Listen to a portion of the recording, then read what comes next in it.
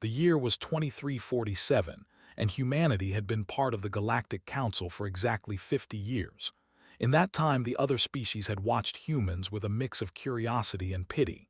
To them, humans were small and fragile creatures with short lives and no natural weapons. They had no claws like the. They had no venom like the. They had no telepathy like the. They were just soft, weak beings who somehow managed to crawl out of their little blue planet and stumble into the stars. Admiral Daniel Shaw stood in the United Earth Command Center on Mars. The room was dark except for the glow of holographic displays that floated in the air around him. His eyes moved slowly across the intelligence reports that filled the screens. Each report told the same story. The Empire was coming. They were a warrior species. They stood 8 feet tall with 4 arms and skin covered in natural armor that could stop a blade. They had conquered over 200 worlds in their history. They took what they wanted because no one could stop them.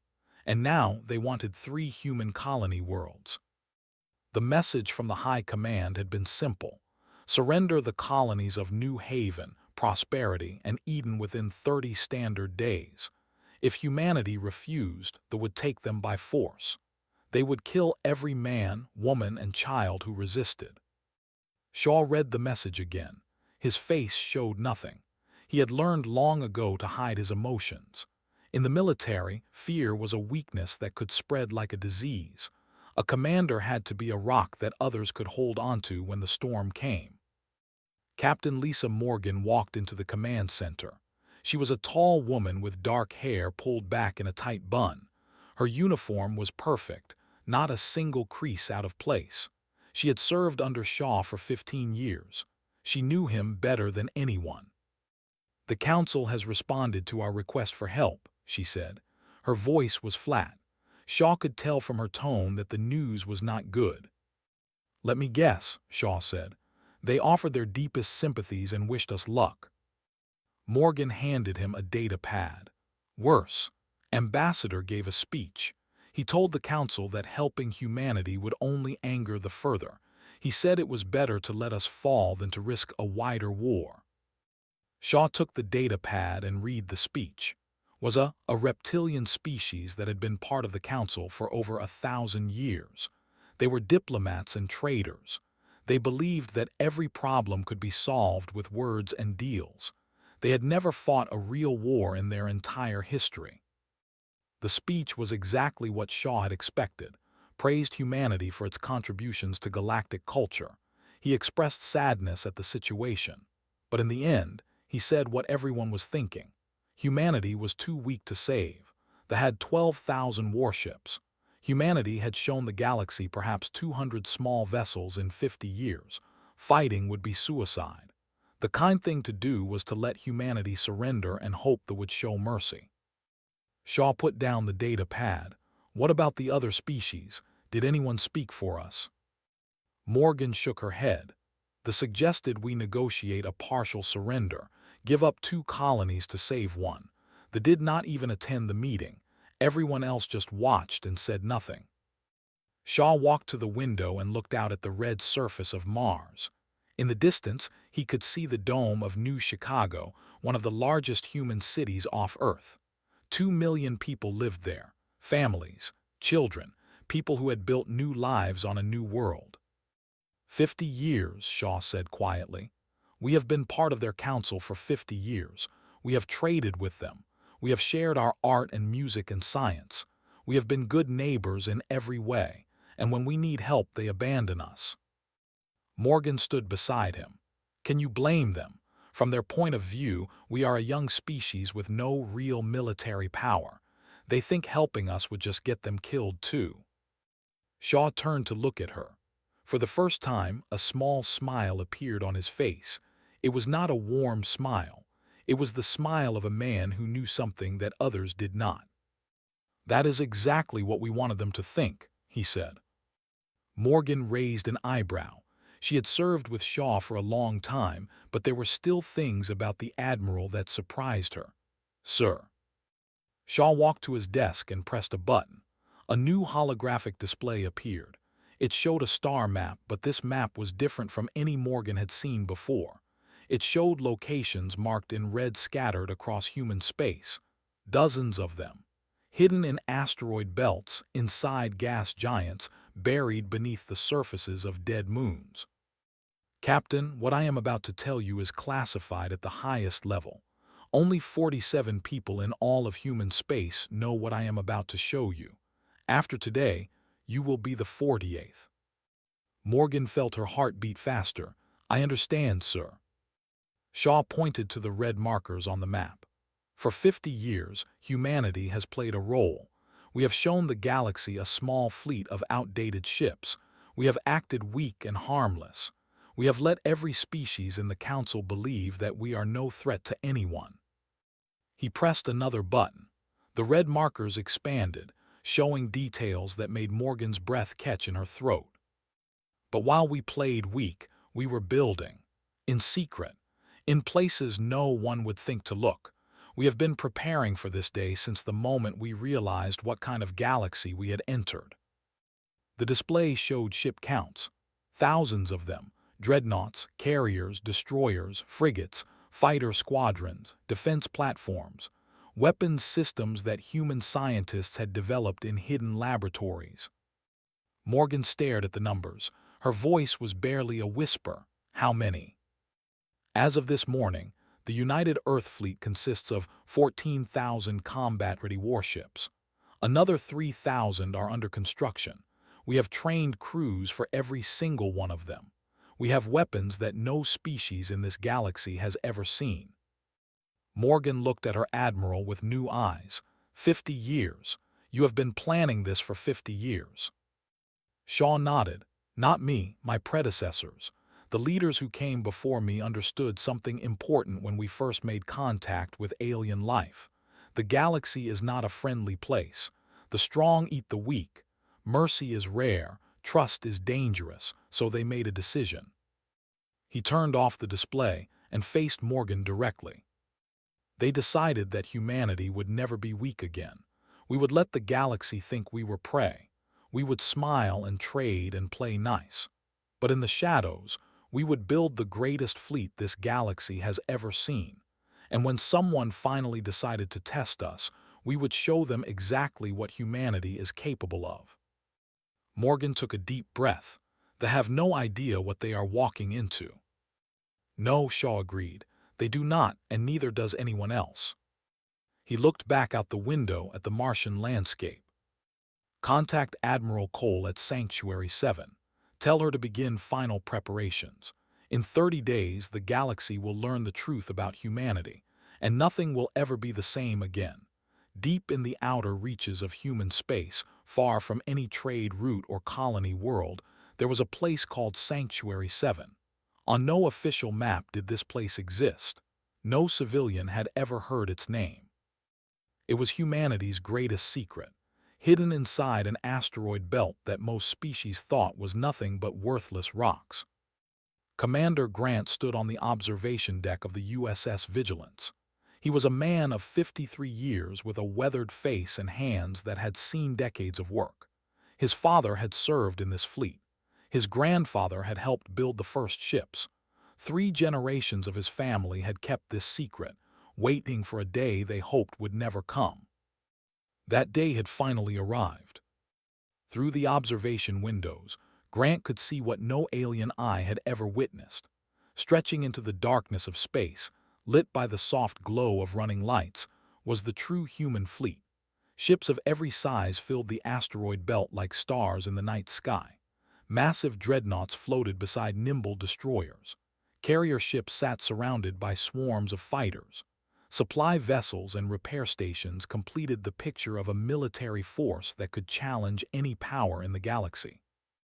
Lieutenant Maria Santos approached Grant with a data pad in her hands. She was young, only 28, but she had earned her place on the Vigilance through hard work and natural talent. Like everyone in this fleet, she understood the weight of what they were about to do. All fleet commanders are reporting ready status, sir, she said. The 7th through 15th battle groups have completed final weapons checks. Fuel reserves are at full capacity. All crews have been briefed on the mission. Grant took the data pad and reviewed the numbers. 10,000 warships ready for immediate deployment. Another 4,000 in reserve positions. Crew members who had trained their entire lives for this moment. My grandfather used to tell me stories, Grant said, still looking at the fleet. He was there at the beginning, you know. He was one of the engineers who designed the first sanctuary. Santos listened quietly. She had heard pieces of this story before, but never the whole thing. Back then, humanity had just made first contact. We thought we were joining a community of peaceful species. We thought the galaxy would welcome us like family. Grant shook his head slowly. We were wrong. He turned to face Santos directly. In our first decade among the stars, we lost 3 colony ships to pirates. The Galactic Council did nothing. We lost a research station to the during one of their expansion campaigns. The Council called it an unfortunate accident. We asked for help building defenses. The Council said we were being paranoid. So we stopped asking for help, Santos said. Exactly. The leaders back then realized something important. In this galaxy, you are either strong enough to protect yourself, or you are prey waiting to be eaten. There is no middle ground. There is no mercy for the weak. Grant began walking along the observation deck, and Santos followed. As they walked, they passed windows that showed different sections of the fleet. Each section was a complete battle group capable of taking on most species in single combat. The plan was simple, Grant continued. Show the galaxy a weak humanity. Let them see old ships and small crews. Let them laugh at us and dismiss us as harmless. Meanwhile, we would build in secret. Every mining operation in human space had a second purpose. Every research station did work that never appeared in any report. Every credit we earned from trade went into this fleet. They stopped at a window that showed the additions to the fleet. These ships were different from the others. Their hulls were darker, their shapes more angular. They looked like weapons given form. The Spectre-class destroyers, Grant said. We finished the last batch 6 months ago. Stealth systems that can hide them from any known sensor technology. Weapons that can punch through armor like it was made of paper. They have never seen anything like them. Santos studied the ships with professional interest. How long before they realize what they are facing? Not long enough for them to do anything about it. A tone sounded through the ship, and both officers looked up. The main display screen on the observation deck flickered to life, showing Admiral Cole. She was aboard the dreadnought USS Sovereign, the flagship of the First Strike Group. Admiral Cole was 60 years old with silver hair cut short and eyes that had seen more than most people could imagine. She had commanded ships for 30 years. She had trained half the captains in the Hidden Fleet. And now she would lead them into the first real battle humanity had ever fought in space. All ships, this is Admiral Cole, her voice came through clear and strong. I am speaking to every man and woman in this fleet. In 12 hours, we will reveal ourselves to the galaxy. For 50 years, we have lived in shadow. We have trained in secret. We have prepared for a day we hoped would never come. Grant and Santos stood at attention, listening with every crew member across thousands of ships. They think they can take our worlds. They think we are weak and alone. They think no one will stop them. They are about to learn how wrong they are. Cole paused, and when she spoke again, her voice was filled with emotion. I know many of you have never seen real combat. I know you are scared. That is okay. Fear is natural, but I want you to remember something. You are not fighting alone. You are fighting beside 14,000 ships and millions of your fellow humans. You are fighting for your families, your homes, and your right to exist in this galaxy. She straightened her uniform and looked directly into the camera. For 50 years, we have been underestimated. For 50 years, we have been dismissed as prey. Today, we show the galaxy what happens when you threaten humanity. Today, we show them that humans are not prey. We are the hunters. The transmission ended, and Grant turned to Santos. Her eyes were bright with determination. "Get to your station, Lieutenant. We have a lot of work to do before we jump." Santos saluted and hurried away. Grant stayed on the observation deck a moment longer, looking at the fleet that 3 generations of his family had helped build. His grandfather had told him one more thing, something Grant had never forgotten. He had said that the greatest weapon was not a ship or a gun. The greatest weapon was patience. The patience to wait for the right moment. The patience to let your enemy think they had already won. The thought they had already won. They were about to discover how wrong they were. Grant touched the window gently, looking at the ships that would soon change history. "This is for everyone we lost," he said quietly. "This is for every colony ship, every research station, every person who died while the galaxy looked the other way." He turned and walked toward the bridge. In 12 hours, humanity would step out of the shadows. In 12 hours, the galaxy would learn the truth. And nothing would ever be the same. High Commander stood on the bridge of his flagship, the Crushing Talon. He was a perfect example of strength, 8 feet tall with 4 muscular arms covered in natural armor plates. His 4 eyes glowed with the yellow light that marked him as a member of the warrior caste. He had conquered 16 worlds in his career. He had killed thousands of enemies with his own hands. And now he was about to add 3 more human colonies to his list of victories. The invasion fleet stretched behind him like a river of steel and fire. 8,000 warships moved through space in perfect formation. Destroyers, cruisers, dreadnoughts, carrier ships filled with ground assault craft, supply vessels carrying enough weapons and ammunition to wage war for years. It was the largest fleet assembled in 3 decades. And it was heading straight for the human colony of New Haven. Watched the tactical display with satisfaction. In 2 hours they would reach the planet. The humans had responded to his ultimatum with silence. They had not surrendered. They had not begged for mercy. They had simply said nothing. This amused him. He had expected the weak creatures to fall on their knees and plead for their lives. Instead, they had chosen to die with some small measure of dignity. It was almost respectable. "High Commander," his second officer reported from the sensor station. "We are detecting human vessels ahead, 47 ships in defensive formation around the planet." Made a sound that was something between a laugh and a growl. 47. They send 47 ships against 8,000. "It appears to be their entire fleet, High Commander. Based on our intelligence, this represents most of their military capability." The bridge crew laughed. Even for who respected courage, this was absurd. 47 ships was not a fleet. It was a joke. It was an insult to the warriors who had come to conquer them. "Open a channel," ordered. "I want to speak with their commander before we destroy them." The flickered and then showed the bridge of a human ship. Standing in the center was a human male in a uniform.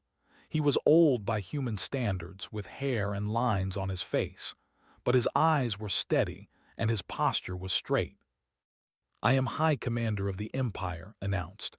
"You are Admiral Shaw, I assume, the leader of this pitiful defense force." "I am Admiral Daniel Shaw of the United Earth Fleet," the human replied. His voice was calm, almost casual. "Welcome to New Haven, High Commander. I trust your journey was comfortable." Blinked his 4 eyes. This was not the response he expected. The human should be terrified. He should be begging for terms. Instead, he spoke as if they were meeting at a diplomatic reception. "You are either very brave or very stupid," human said. "Your council allies have abandoned you. No one is coming to help you. You have 47 ships. I have 8,000. What possible hope do you have?" Shaw did not answer immediately. He glanced at something off-screen, nodded slightly, then looked back at with an expression that made the High Commander feel strangely uncomfortable. 47 ships, Shaw said. "I think your sensors may need some work, High Commander." "What are you talking about?" Shaw smiled. It was not a friendly smile. It was the smile of someone who knew a secret that would change everything. I suggest you check your sensors again, right now. Was about to respond with an insult when his second officer made a sound he had never heard before. It was a sound of pure terror. High Commander, behind the human fleet, space is tearing open. Spun around to look at the tactical display. What he saw made his blood run cold. Behind the small human defensive line, hundreds of points of light were appearing, portals, massive ones far larger than any they used, and through those portals came ships, not dozens, not hundreds, thousands. Human dreadnoughts the size of small moons emerged first. Their hulls were black as space itself, covered in weapons platforms that glowed with barely contained energy. Behind them came carrier groups, each one launching swarms of fighters that filled the tactical display like insects. Destroyer formations moved with perfect coordination, taking positions that boxed in the fleet on three sides. I am reading over 9,000 human warships, the second officer said. His voice was shaking. No, the count is still rising. 10,000, 11,000. High Commander, this is impossible. Stared at the display in disbelief. This could not be happening. Their intelligence said humans had 200 ships at most. Their spies had confirmed it. Every report had said the same thing. But the evidence was right in front of his eyes. The humans had been lying. They had been hiding their true strength, and now they were revealing it at the worst possible moment. Shaw's voice came through the again. I believe you asked what hope we have, High Commander. Let me answer your question. The human admiral stepped forward, and his eyes were as cold as the void of space. For 50 years we let the galaxy think we were weak. For 50 years we built this fleet in secret. We trained our crews. We developed our weapons. We prepared for exactly this moment. You thought you were coming here to slaughter helpless colonists. You were wrong. Found his voice at last. This changes nothing. We do not retreat. We do not surrender. I know, Shaw said. That is exactly what I was counting on. The communication channel closed. On the crushing Talon's bridge, alarms began to scream as the human fleet moved into attack position. All ships battle formation, roared. He was a warrior. He had never retreated in his life. He would not start now, no matter how many ships the humans had hidden. But as he watched the tactical display fill with more and more human vessels, as he saw the precise movements of a fleet that had clearly been training for this moment for decades, High Commander felt something he had not felt since he was a child. Fear. The humans had played them perfectly. They had let them come all this way, confident in their superiority. They had let them walk into a trap that had been waiting for 50 years. And now that trap was about to close. All weapons online, commanded. If we are going to die today, we will take as many of these humans with us as we can. But even as he gave the order, a small voice in the back of his mind whispered that death was exactly what the humans had planned for them, and there was nothing he could do to stop it. The battle began with silence. For a moment that felt like forever, the two fleets faced each other across the darkness of space. Human ships on one side, ships on the other. Then Admiral Cole gave the order that would change galactic history. All ships weapons free. Show them what humanity can do. The human fleet opened fire. Beams of energy crossed the void like lightning strikes. Missiles launched by the thousands, their trails creating lines of light against the stars. The shields, which had never failed against any enemy in their history, flickered and died under the assault. Ensign Tyler Brooks gripped his console aboard the destroyer USS Steadfast. He was 24 years old and had never seen real combat. None of them had. For 50 years, the Hidden Fleet had trained in simulations and exercises. Now they were finally putting that training to use. Target acquired, Brooks reported, his voice steady despite his pounding heart. Firing main batteries. The Steadfast's weapons struck a cruiser amidships. Brooks watched on his screen as the enemy ship broke apart, its hull unable to withstand the power of human weapons technology. Technology that had been developed in secret for half a century. Technology that they had never seen. Across the battlefield, similar scenes played out thousands of times. Human destroyers moved in perfect coordination, their attacks synchronized by AI systems that the galaxy believed humanity had abandoned decades ago. Carrier groups launched fighter squadrons that swarmed enemy ships like angry hornets, and the great dreadnoughts sat at the center of the human formation, their massive guns reducing vessels to debris with every shot. Commander Grant commanded the Vigilance's battle group from the bridge. His voice was calm as he issued orders, guiding his ships through the chaos of combat. 3rd Squadron flank left and cut off their retreat. 5th Squadron, focus fire on those cruisers before they can regroup. Vigilance, target that dreadnought and bring it down. Lieutenant Maria Santos worked her console with speed and precision. Enemy dreadnought shields failing, 40%, 20%, shields down. Fire everything we have. The Vigilance's weapons tore into the dreadnought. The massive ship tried to turn, tried to bring its own guns to bear, but it was too slow. Human weapons punched through its armor, finding the reactor core. The explosion was bright enough to blind sensors for 3 seconds. On the crushing Talon, High Commander watched his fleet die. Ships that had conquered worlds were being destroyed in minutes. Crews that had trained their whole lives were being killed before they could even respond. Everything they believed about war was being proven wrong. "How is this possible?" he demanded. "Our intelligence said their weapons were primitive. Our spies said their ships were outdated." His second officer was dead, killed when a human missile struck the bridge. The replacement was a young warrior who looked more terrified than any had ever seen.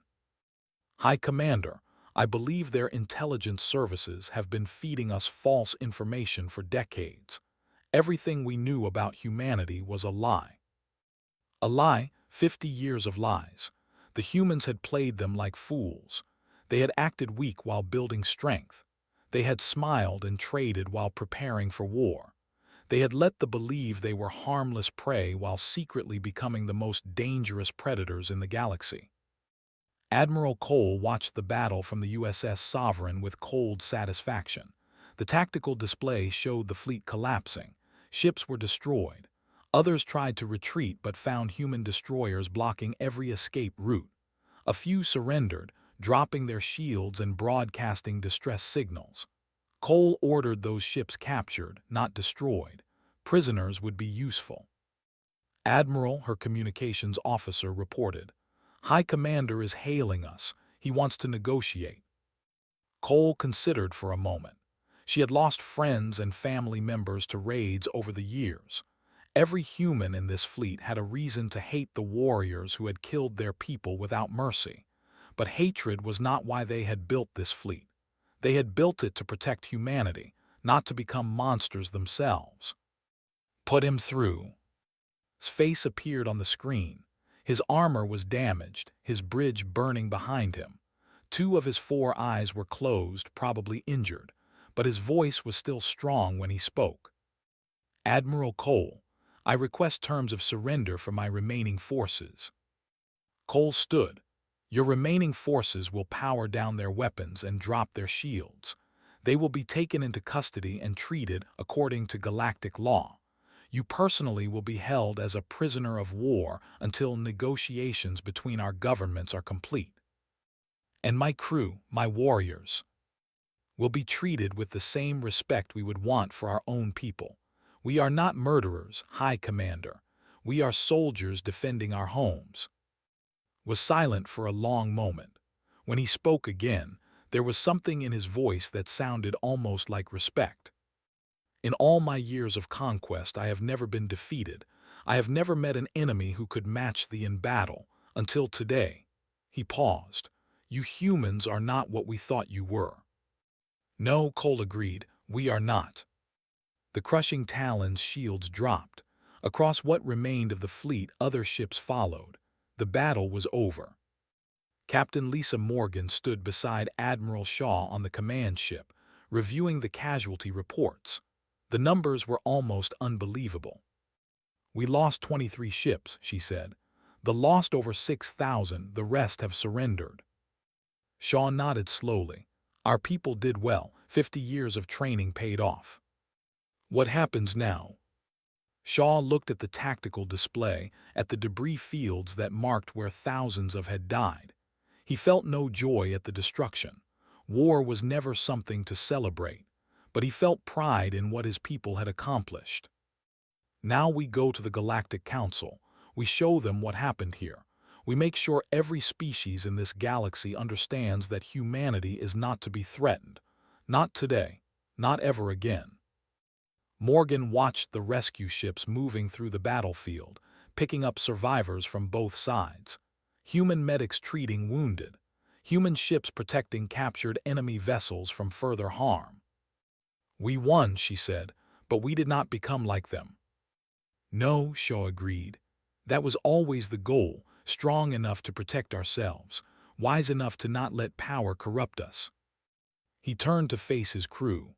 They were tired, some of them still shaking from the stress of combat, but their eyes were bright with pride. "Set a course for the Council Station," Shaw ordered. "It is time the galaxy met the real humanity." The Galactic Council chamber was the largest meeting hall in known space. It could hold representatives from over 500 species, with seats rising in circles around a central stage.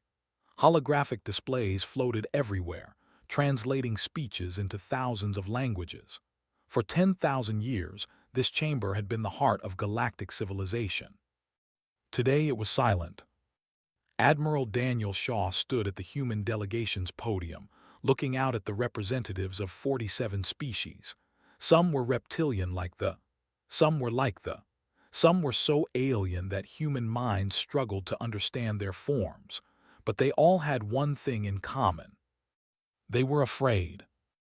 Behind Shaw, a massive holographic display showed the human fleet in all its glory. 14,000 warships arranged in perfect formation, dreadnoughts that dwarfed anything most species had ever built, fighters that moved like extensions of their pilots' thoughts, and at the center, the class of battleship, designed to face any threat the galaxy could produce. Ambassador of the was the first to speak. His voice trembled slightly as he addressed the chamber. "Admiral Shaw, on behalf of the Galactic Council, I would like to express our deep concern about the events at New Haven. The destruction of the fleet was unprecedented. The loss of life was catastrophic. Many members of this council are wondering about humanity's intentions." Shaw let the silence stretch for a moment before responding. When he spoke, his voice was calm but carried to every corner of the chamber.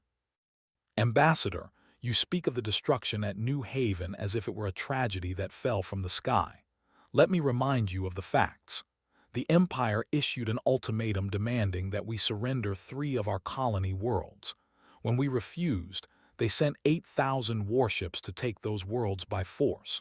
They intended to kill every man, woman, and child who resisted." He paused, letting his words sink in. "We asked this council for help.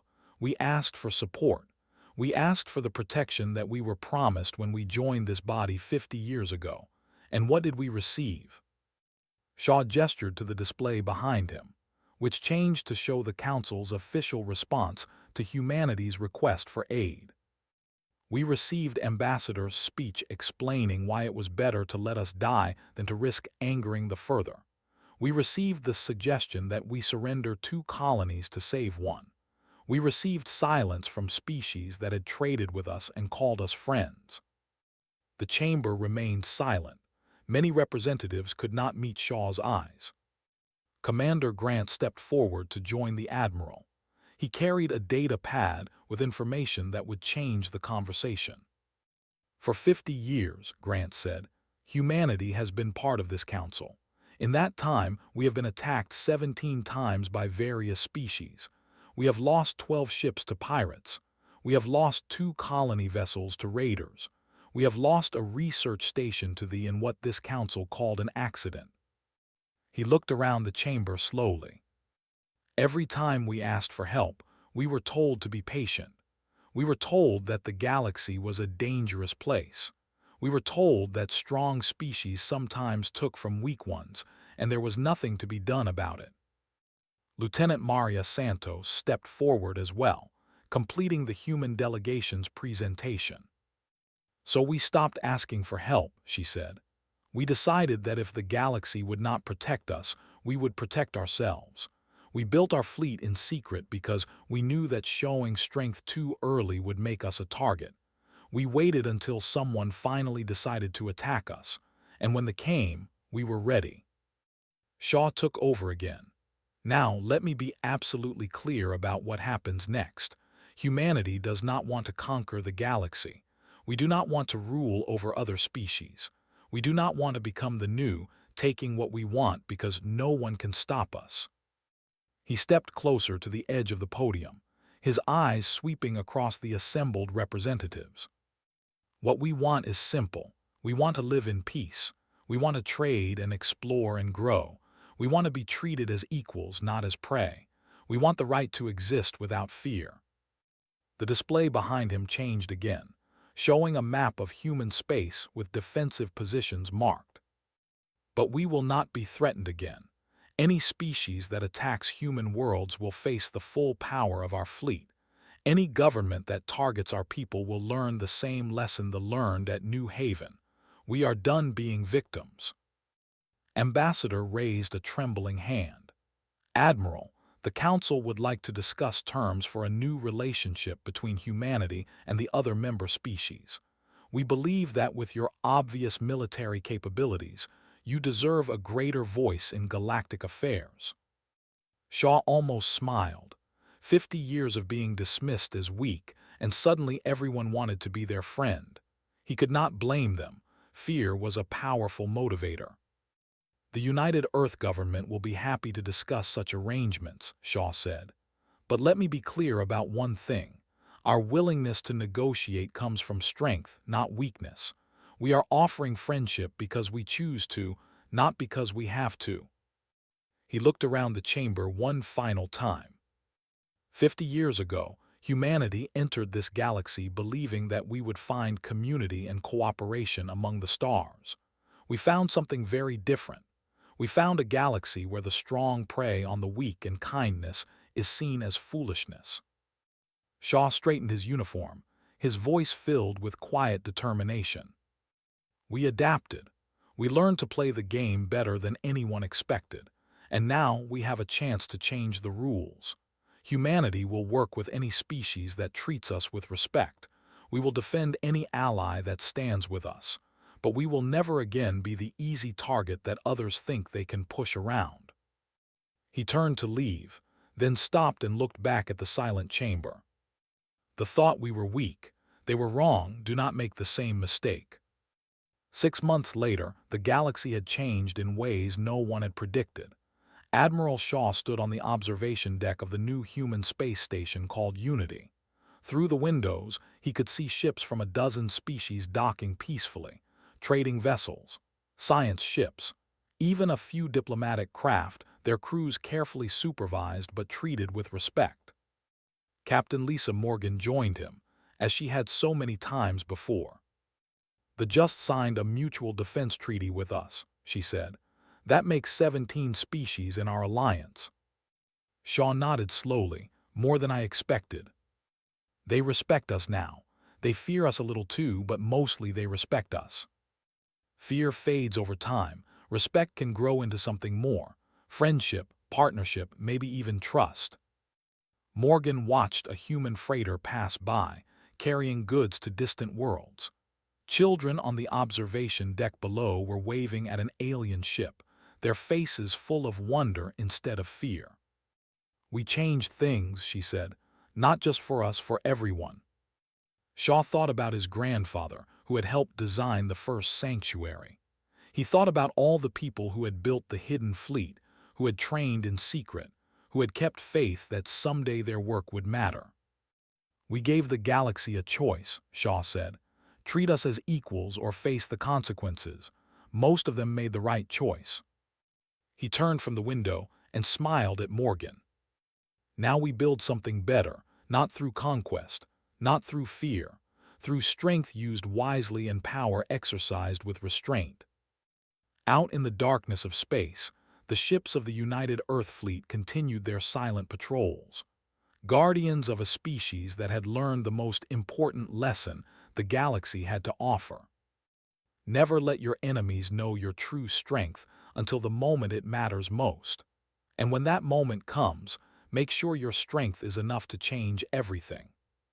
Humanity had waited 50 years for that moment, and when it came, they were ready. They would always be ready.